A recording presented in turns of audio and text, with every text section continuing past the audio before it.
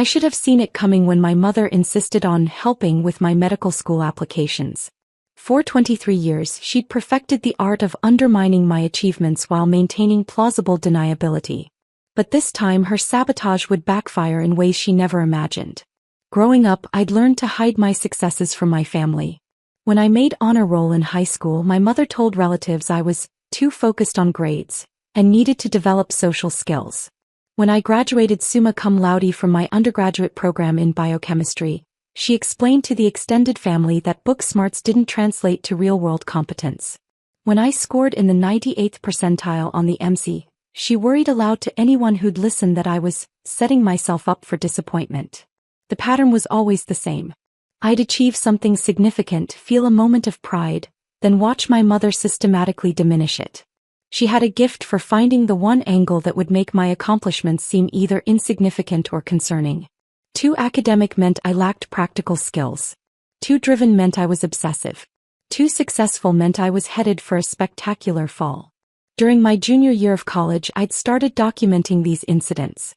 Not because I planned to use the evidence, but because I was beginning to question my own perception of reality.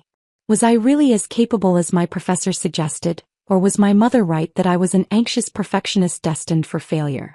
The documentation helped me see the pattern clearly. Every time I succeeded, she found a way to reframe it as a problem. My pre-med advisor, Dr. Jennifer Walsh, had been encouraging me to apply to top-tier medical schools since my sophomore year. She'd watched me excel in organic chemistry, biochemistry, and molecular biology. I'd worked in her research lab for 2 years, contributing to 3 published papers on cardiac protein synthesis. When I mentioned considering safer schools because my family thought I was aiming too high, Dr. Walsh looked genuinely confused. "Sarah, you have the strongest application I've seen in 15 years of advising," she said during our meeting that fall. "Your research is graduate-level quality, your clinical volunteering shows real commitment to patient care, and your MCT scores put you in the top tier nationally. Why would you limit yourself?" I couldn't explain how my mother's voice had become the default narrator in my head, always ready with reasons why success was temporary, why I was one mistake away from failure, why I needed to manage expectations. Instead, I applied to her recommended schools: Johns Hopkins, Harvard, Stanford, Mayo Clinic, and several other highly competitive programs. The application process was grueling, but I felt confident about my materials. My personal statement detailed my research experience and my passion for cardiothoracic surgery. My letters of recommendation were strong. Dr. Walsh had shown me excerpts describing my work as exceptional and graduate level. My grades and test scores spoke for themselves. That's when my mother offered to help with the family coordination aspect of applications. Many schools, she pointed out, might want to speak with family members as part of their holistic review process. She'd be happy to serve as a reference point if needed. I should have recognized this as a red flag, but I was drowning in interview preparation and grateful for any assistance. The first sign something was wrong came in January. Dr. Walsh called me into her office with a confused expression. She'd been contacted by the admissions office at Johns Hopkins, asking about my emotional stability, and whether she had concerns about my ability to handle the stress of medical training. They said they'd received information from a family member suggesting you might have anxiety disorders that could impact your performance, Dr. Walsh explained. I told them that was completely contrary to everything I'd observed about you. You're one of the most level-headed, resilient students I've worked with. Have you been having any mental health concerns you haven't mentioned? My stomach dropped. I knew immediately what had happened, but I needed proof. That evening, I called Johns Hopkins admissions directly, identifying myself as the applicant in question. The admissions coordinator, Ms. Rodriguez, was professional but clearly concerned. "We received a call from someone identifying herself as your mother," she explained. "She expressed serious concerns about your mental health history and your ability to cope with academic pressure. She mentioned that you'd had several breakdowns during undergraduate studies and that the family was worried about you pursuing such a demanding field." I felt my face flush with anger and humiliation. My mother had never witnessed any breakdowns because I'd never had any. The closest I'd come to a mental health crisis was the anxiety I felt every time she undermined my achievements. "Ma'am, I need you to know that everything my mother told you is false," I said, keeping my voice steady. I've never had a mental health breakdown. I've never been treated for anxiety or depression. I'm happy to provide documentation from my university's counseling center confirming this. My mother has a pattern of sabotaging my achievements, and I have documentation of this behavior going back several years. Ms. Rodriguez was quiet for a moment. That's very concerning on multiple levels. Can you send us that documentation? We'll need to review this situation carefully. I spent the next week compiling evidence. Screenshots of text messages where my mother dismissed my achievements. Email threads where she'd contacted my undergraduate professors expressing concerns about my stress levels. Documentation from my university counseling center showing I'd never sought treatment for anxiety or depression. I'd only attended a few sessions about family relationships, which the counselor noted showed healthy self-awareness, not instability. But the most damning evidence came when I started calling other medical schools. Harvard, Stanford, Mayo Clinic. My mother had contacted all of them. The stories varied slightly but followed the same theme. I was emotionally unstable, prone to anxiety, possibly not suited for the rigors of medical training. At Stanford, she'd claimed I'd been hospitalized for a nervous breakdown, completely false.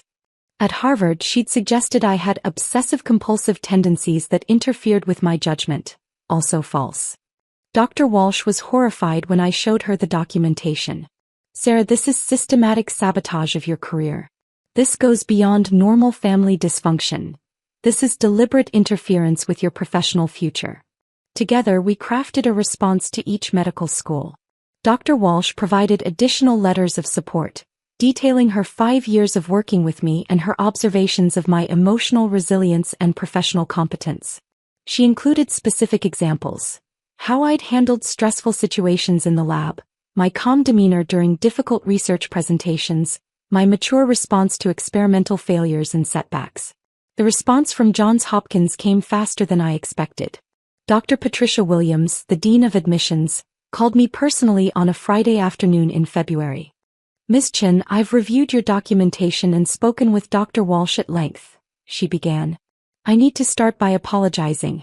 We should have contacted you directly when we received concerning information from your mother, rather than treating it as a standard reference. That was a failure on our part. I held my breath, waiting for the rejection I was sure was coming. However, after reviewing everything, your academic record, your research contributions, Dr. Walsh's detailed assessments, and the unfortunate family situation you've documented, our admissions committee has reached a unanimous decision. My heart was pounding so hard I could barely hear her next words. We'd like to offer you a position in our incoming class, with a full merit scholarship covering tuition, fees, and a living stipend. Your research background is exactly what we're looking for in our physician-scientist track, and your handling of this difficult situation demonstrates the kind of professionalism and resilience we want in our students. I was quiet for so long that Dr. Williams asked if I was still on the line. I'm here, I managed. I can't believe this is happening. Additionally, she continued, we'd like to offer you a research position in our cardiac surgery lab, working with Dr. Michael Torres on proteomics research. Dr. Walsh shared your published work with him, and he's very interested in continuing that research direction with you. After I hung up, I sat in my dorm room staring at my phone. I'd gone from thinking my medical career was over to receiving a full scholarship at one of the nation's top medical schools. And the opportunity to work with Dr. Torres, whose research I'd been following for years. The other schools followed suit. Harvard offered admission with significant financial aid. Stanford extended an interview invitation with a note apologizing for the miscommunication regarding my application. Mayo Clinic not only offered admission but invited me to their selective research track program. But Johns Hopkins felt right. Dr. Williams had handled the situation with professionalism and genuine concern for me as both an applicant and a person. Dr. Torres's research aligned perfectly with my interests. And frankly, after what I'd been through, the full scholarship felt like validation that my achievements were real and valuable. The hardest part was deciding how to handle my family. I'd accepted that my mother would never be truly supportive, but I hadn't expected active sabotage of this magnitude. Dr. Walsh suggested I meet with a counselor to process the situation, and I'm grateful I took her advice. The counselor, Dr. Lisa Park, helped me understand that my mother's behavior wasn't about concern for my well-being, it was about control. As long as I believed I wasn't capable of major achievements, I'd remain dependent on her validation and guidance. My success in medical school would represent a level of independence and recognition that threatened her position in my life. What she did wasn't just unsupportive, Dr. Park explained. It was a deliberate attempt to sabotage your future. That's not normal family concern. That's sabotage motivated by her own psychological needs. Armed with this understanding, I made a decision about boundaries. I would tell my family about my acceptance to Johns Hopkins, but I wouldn't discuss the circumstances or give them opportunity to undermine this achievement. I called my parents on a Sunday evening in March. I wanted to let you know that I've been accepted to Johns Hopkins Medical School with a full scholarship, I said simply. There was silence on the other end. Then my mother's voice, tight with something I couldn't identify. That's wonderful, honey. I'm sure you'll do fine.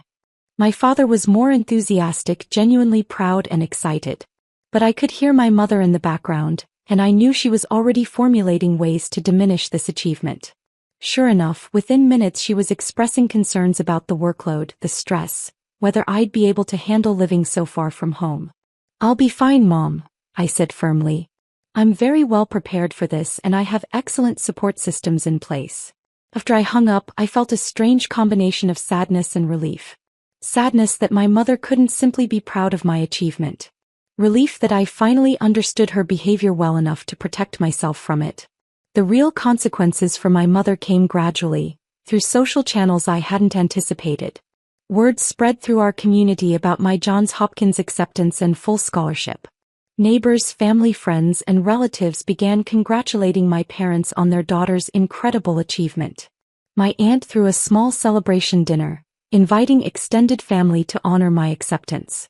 But as people learned more details, that I'd been accepted to multiple top programs, that I'd received significant research opportunities, that I'd essentially earned a free medical education at one of the world's best institutions, they began asking my mother more pointed questions about her earlier comments.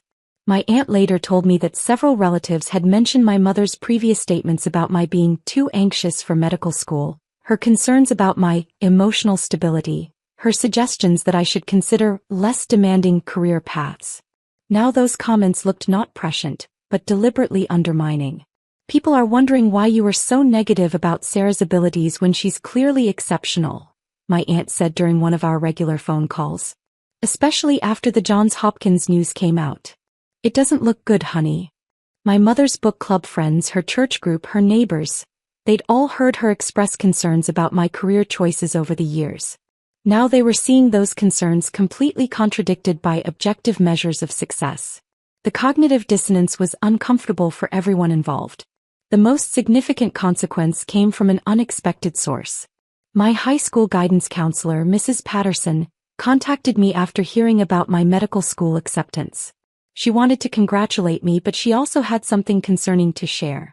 Sarah, I don't know if you remember, but your mother contacted me several times during your senior year expressing concerns about your college aspirations, she said. She suggested you might be setting unrealistic goals, that you might not be emotionally equipped for pre-med studies. I noted those conversations in your file and frankly they influenced some of my advice to you. I did remember Mrs. Patterson suggesting I consider backup plans, and encouraging me to apply to less competitive colleges. At the time, I'd assumed she was just being realistic about admissions odds. Given your incredible success, I've been reviewing those interactions, and I realize I may have inadvertently limited your opportunities based on incorrect information from your mother. I wanted to apologize, and I also wanted to ask if this pattern of interference has continued. When I explained what had happened with my medical school applications, Mrs. Patterson was appalled. She also mentioned that she'd been in contact with other guidance counselors in our district, sharing best practices for supporting high-achieving students. My story had become a cautionary tale about the importance of independent verification when family members express concerns about students' capabilities. We're implementing new protocols to ensure this doesn't happen to other students, she told me. No family input will be considered without direct confirmation from the student, and we're training counselors to recognize signs of family sabotage. Meanwhile, I was thriving in my preparation for medical school. Dr. Torres had invited me to join his research team early, working on projects over the summer before classes began. I was contributing to grant applications, helping design experiments, and learning surgical techniques I wouldn't normally encounter until much later in my training. Dr. Williams checked in with me regularly, ensuring my transition was going smoothly. The Hopkins community had embraced me completely, and I was finding mentors and friends who supported my ambitions without reservation. For the first time in my life, I was surrounded by people who saw my achievements as exciting rather than concerning. My mother's attempts to contact the medical school continued sporadically. Dr. Williams's office forwarded me a few messages where my mother had called expressing ongoing concerns about my adjustment to medical school. Each time, the admissions office would note the call, thank her for her concern, and then delete the message without taking any action. "We flagged your file early on," Dr. Williams explained. "Any communication from your family members gets filtered through our office first. You're an adult, and your educational journey is between you and the institution. We don't accept third-party interference, especially when we have documented evidence of previous false information." 6 months into medical school, I was excelling beyond my own expectations.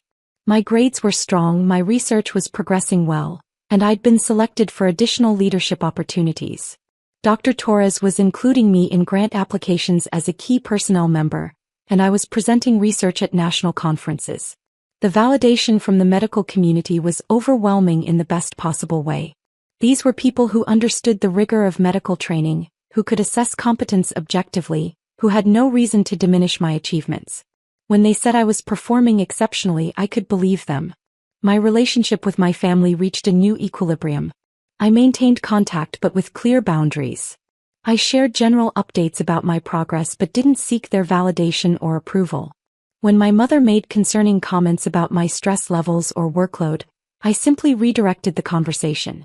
The most rewarding moment came during my first year when Dr. Williams invited me to speak to prospective students about the Hopkins experience. During the Q&A session, a young woman asked about handling family pressure and expectations around medical school. "Sometimes the people closest to us aren't the best judges of our capabilities," I said carefully. "Trust the objective measures. Your grades, your test scores, your research contributions, the assessments of mentors who understand the field. Those are more reliable indicators of your potential than family opinions, especially if those opinions seem designed to limit rather than support your aspirations." After the event, Dr. Williams pulled me aside. "That was beautifully handled. You've turned a difficult personal experience into wisdom that can help other students. That's the kind of insight that will make you an excellent physician." As I finish my second year of medical school, I'm preparing for my clinical rotations with excitement rather than anxiety. My research with Dr. Torres has resulted in 2 more publications, and I've been invited to present our findings at the International Conference on Cardiac Surgery. My grades consistently place me in the top 10% of my class, and I've been selected for the Honor Society in several leadership positions. More importantly, I've learned to trust my own assessment of my capabilities. The voices in my head now belong to mentors and colleagues who've seen my work and believe in my potential. When challenges arise, and they do because medical school is genuinely difficult, I have a support system that helps me problem solve rather than questioning whether I belong here. My mother still occasionally makes comments about the stress of medical school or wonders aloud whether I'm taking care of myself emotionally. But those comments no longer have the power to undermine my confidence. I know objectively that I'm thriving, that my professors respect my work, that my research is contributing to important medical advances. The full scholarship from Johns Hopkins didn't just pay for my education. It provided validation that my achievements were real, substantial, and worthy of investment. When one of the world's leading medical institutions chooses to invest in your future, it's hard to argue that you're not capable of success. I recently received an email from Mrs. Patterson, my high school guidance counselor, with an update that made me smile. She'd implemented new protocols in her department, and they'd identified 3 other students whose families had been systematically undermining their academic aspirations. With proper support and objective assessment, all 3 were now attending competitive universities and thriving. "Your story changed how we approach family dynamics in academic counseling," she wrote. "We're now trained to recognize sabotage disguised as concern, And we're much better at protecting students from this kind of interference. You've probably helped dozens of students you'll never meet. That feels like the best possible outcome from a painful experience. My mother's sabotage not only failed to derail my career, it ultimately led to stronger support systems for other students facing similar challenges. Sometimes the most devastating betrayals create opportunities for the most meaningful victories. Next year, I'll begin my clinical rotations in cardiac surgery. Dr. Torres has already arranged for me to observe several procedures and assist with research projects in the cardiac unit. My dream of becoming a cardiothoracic surgeon feels not just possible but inevitable, supported by mentors who believe in my abilities and an institution that has invested in my success. The girl who once questioned her own competence because of her mother's constant undermining has become a medical student whose research is changing cardiac surgery protocols. The transformation didn't happen overnight, but it was absolute. And it started with one phone call from a dean who chose to believe in my potential rather than my mother's sabotage.